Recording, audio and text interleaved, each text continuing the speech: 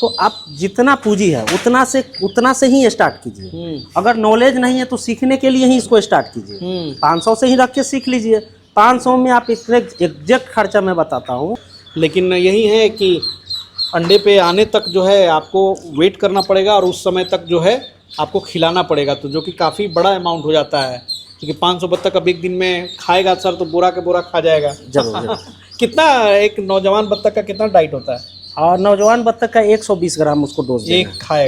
एक खाएगा। जो मार्केट का फीड भी हम दे सकते हैं, लेयर फीड फेज 1 जो 100 ग्राम दे सकते हैं, 20 ग्राम हम उसको कॉर्न वगैरह दे सकते हैं। अब देखिए रख रखाव रखते हैं कैसे। अब गाइड हम लोग को तो फ़ोन पर बात होती है, लेकिन हम लोग कभी कभी उनके डायरेक्ट फार्म पर भी जाते हैं, जिसको गलत फहमी लोग कहते हैं छापा मारना।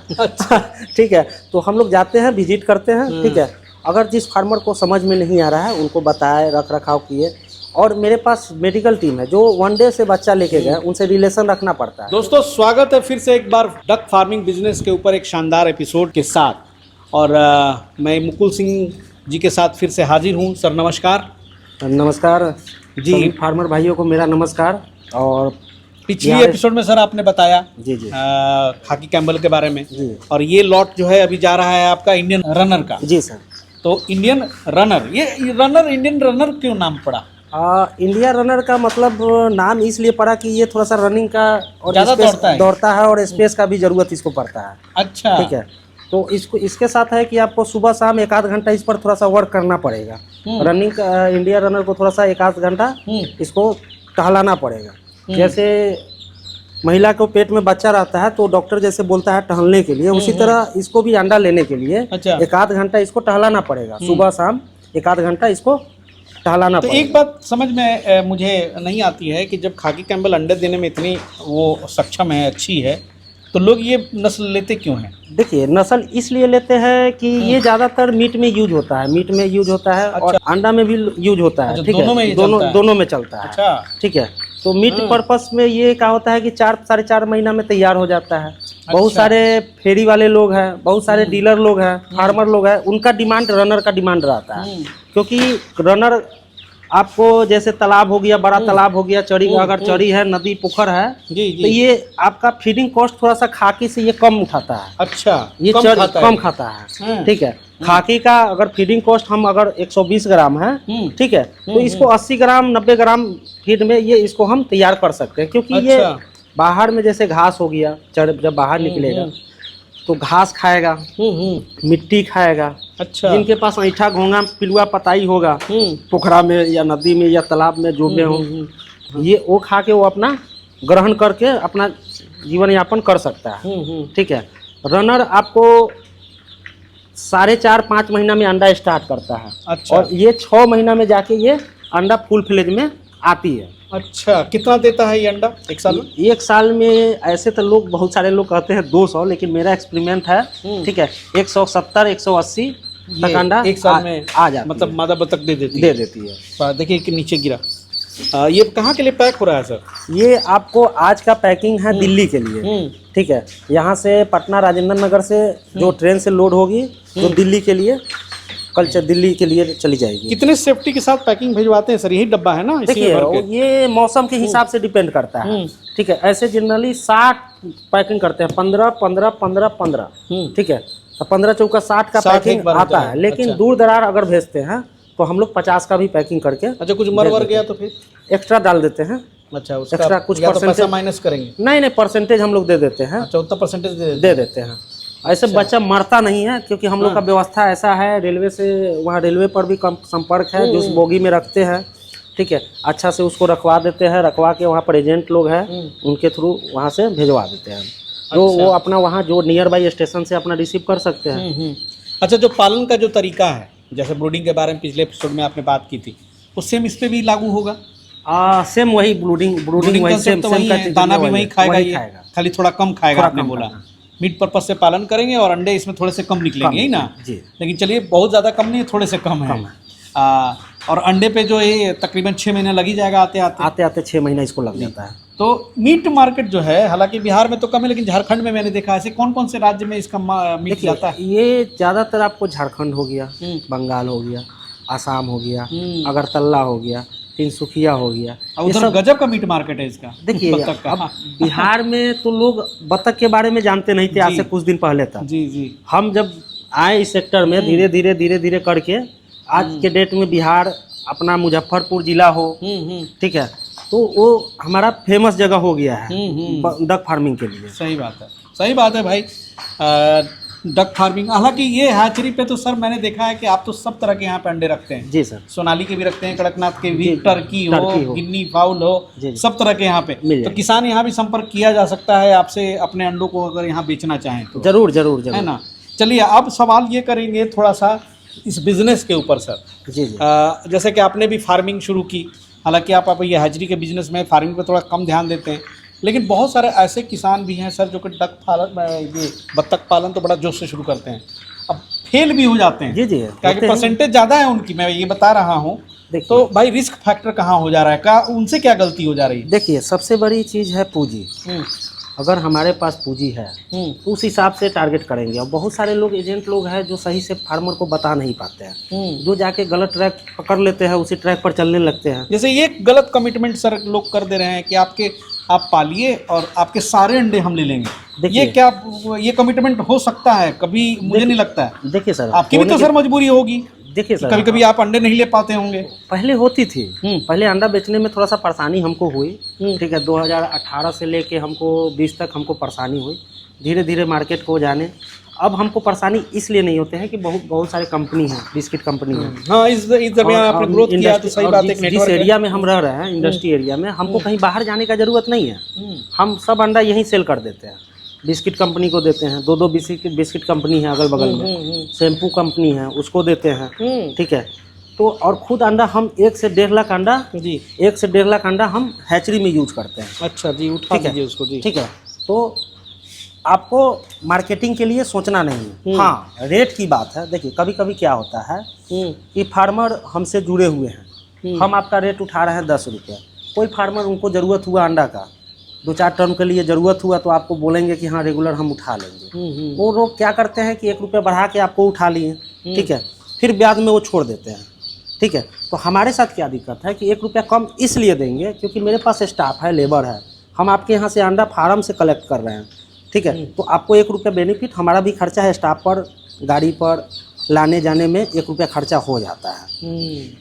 अगर अंडा फिक्स कहिएगा तो 10 रुपया मार्केट के रेट से चलिएगा तो अप डाउन होते रहेगा। मिनिमम जाएगा तो आपका 9 रुपया, मैक्सिमम जाएगा तो 13 रुपया। अच्छा, चलिए सर, एक पॉलिसी बना के आप काम कर रहे हैं, वरना आप तो मतलब लगभग अब 5वें साल में प्रवेश कर गए हैं। आपके साथ साथ कितने लोग थे सर वो गायब हो चुके हैं, देखिए उनका अस्तित्व मिट चुका है। कहने का मतलब है, कहने का मतलब है कि अगर हमारे पास कैपेसिटी है 500 करने का, अगर हम कर लिए 1000, ठीक है, हमारे पास पूंजी है 1 लाख रुपया, ठीक है, तो आप जितना पूंजी है उतना से ही स्टार्ट कीजिए। अगर नॉलेज नहीं है तो सीखने के लिए ही इसको स्टार्ट कीजिए। 500 से ही रख के सीख लीजिए। 500 में आप एग्जैक्ट खर्चा मैं बताता हूँ तो 1,10,000 रुपया आपको खाकी कंबल में आ जाएगा। रनर थोड़ा सा फीडिंग कॉस्ट उठाती है तो वो आपको 10-20,000 रुपया, 15,000 रुपया आपको कॉस्टिंग बचेगा। अगर वो आपके चराने के ऊपर डिपेंड करता है कि आपके पास कैसा व्यवस्था है। खाकी कैम्बल फीडिंग कॉस्ट उठाती है ना, जी, ये जी, थोड़ा सा कम। जी जी।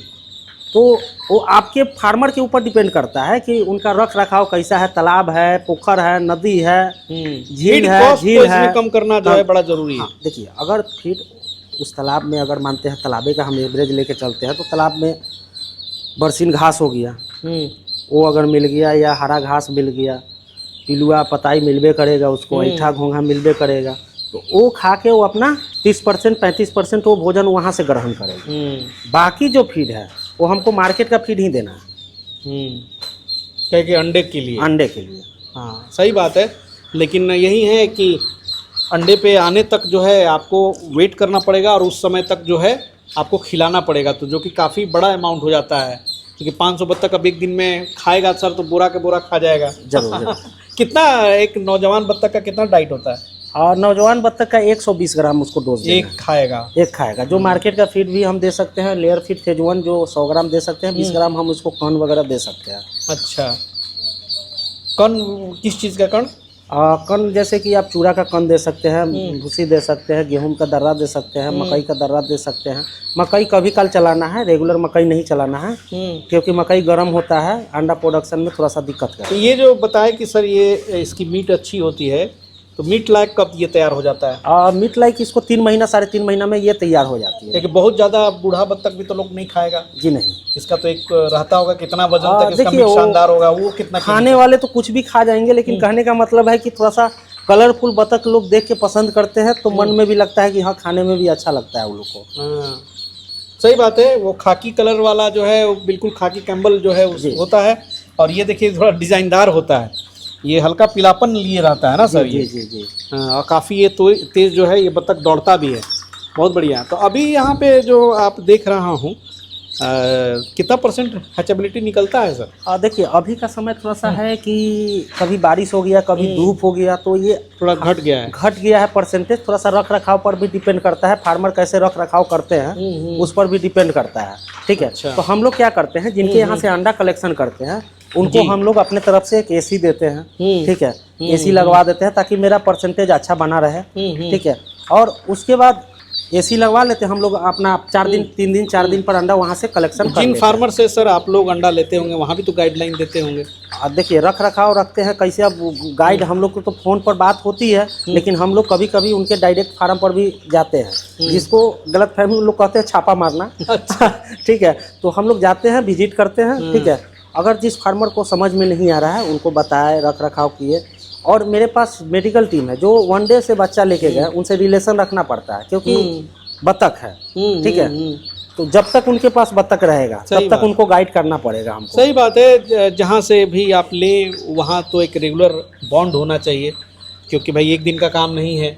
कल के डेट में फिर अंडा आएगा, फिर वो अंडा लेके आपके पास ही पहुँचेंगे, या फिर आप उनको हेल्प करेंगे उसको बिकवाने में, तो ये बिजनेस ग्रो करता है इससे। तो अभी सर आपका फार्म भी चल रहा है वहाँ पे? देखिए फार्म तो मेरा रेगुलर चल रहा है, क्योंकि देखिए बाई दुबे क्या होता है कि कभी कभी क्या होता है कि अगर 5000-6000 बच्चा निकला, कोई फार्मर के यहाँ कोई घटना हो गया, ठीक है, तो मेरा बच्चा ब्लॉक हो जाता है। तो उस सिचुएशन में क्या करते हैं, लेके डाल लेते हैं। दूसरा ऑप्शन रहता है, जैसे कोई फार्मर लोग का ऑर्डर रहता है कि भैया हमको 1 सप्ताह का करके दे दो, 10 दिन का करके दे दो, 15 दिन का करके दे दो, उनके लिए भी सुविधा रखे हुए हैं। अच्छा। उनको ले जाके फार्म पर, क्योंकि फार्म पर अपना एक अलग व्यवस्था है, ब्लूडिंग कर लेते हैं। अच्छा, वहाँ अच्छा से ब्लूडिंग होता है। अच्छा, चलिए बहुत बढ़िया। तो एक बात बताएं सर कि चलिए हमने बात की थी खाकी कैम्पल में भी, इंडियन रनर पे भी, तो ये जो मीट बिकता है जी, ये कैसे इसका मीट लोग खरीदते हैं, कुछ अंदाज? देखिए मार्केट में ये पीस के हिसाब से चलता है, पीस के हिसाब से, केजी के हिसाब से नहीं चलता है। ये असम बंगाल में केजी के हिसाब से चलता है, अपने बिहार यूपी और झारखंड में, ये MP में ये सब अपना पीस के हिसाब से चलता है। अच्छा। तो अभी का पीस का हिसाब से रेट अभी जा रहा है 230-240 का रेट अभी जा रहा है। अच्छा, ठीक है। और अब हमको लगता है कि मौसम जैसे जैसे चेंज हो रहा है रेट और भागेगा। चूजे का क्या रेट पड़ जाता है औसतन, क्योंकि अब तो इसका प्राइस तो रोज फ्लक्चुएट करता होगा, लेकिन देखिए ये अभी क्या जैसे कि अभी का रेट जो लेना चाहे क्या उनको एक अंदाज होना चाहिए ना। अभी सितंबर का रेट अभी चल रहा है, अभी कुछ दिन पहले आपको 1 सप्ताह 10 दिन पहले तक 35 रुपये रेट था, लेकिन इधर थोड़ा सा रेट डाउन हुआ है, ठीक है। अच्छा, तो रेट में भी अंतर आता है, ठीक है। रेट में इसलिए अंतर आएगा कि बहुत सारे फार्मर लोग वैक्सीन भी नहीं देते हैं, हम लोग वैक्सीन देते हैं इसको। अच्छा, ठीक है। वैक्सीन में भी 4 रुपया 90 पैसा खर्चा पड़ जाता है एक प्रति वैक्सीन चूजा, प्रति चूजा। अरे वाह, ठीक है। तो उस हिसाब से हम वैक्सीन लगा के अभी के रेट में 30 रुपया 31 रुपया तक हम लोग छोड़ दे रहे हैं मार्केट में। चलिए बहुत बढ़िया। तो भाई सवाल तो बहुत सारे हो सकते हैं, और लेकिन काम भी डिस्टर्ब हो रहा है, और स्क्रीन पे नंबर दिया हुआ है मुकुल सिंह जी का, आप उनसे कांटेक्ट भी कर लें। और बिज़नेस को केवल 15 मिनट में नहीं समझा सकता है, इनको भी समझने में बहुत साल लग गया। तो चलिए, और भी जो सजेशंस हैं सर, अगर फार्मर सजेशन लेना चाहे तो आप दे सकते हैं। देखिए नया फार्मर है तो उन लोग को सबसे पहले हम लोग ट्रेनिंग देते हैं, दिलवाते हैं। ठीक है, ठीक है। ट्रेनिंग दिलवाते हैं, तब जाके बच्चा उन लोग को हैंड ओवर करते हैं। ठीक है। क्योंकि नया फार्मर को पता नहीं है कि कैसे रख रखाव रखना है, कैसे रखना है। मेरे पास मेडिकल टीम है, ब्लूडर है, जो आपको गाइड करेगा। अच्छा, तब तो बहुत बढ़िया, ये तो और अच्छी बात हो गई। चलिए सर, बहुत बहुत शुक्रिया। और दोस्तों फिर मिलते हैं, अगली बार फार्म पे आता हूँ सर। जरूर सर, वेलकम है। हाँ, एक बार वहाँ भी दिखाया जाए। हाँ, दर्शक लोग का बहुत दिन से डिमांड भी है। चलिए, जो दोस्त हमारे नए हैं चैनल को सब्सक्राइब कर लें। मिलते हैं अगले एपिसोड में, तब तक के लिए जय हिंद, जय भारत।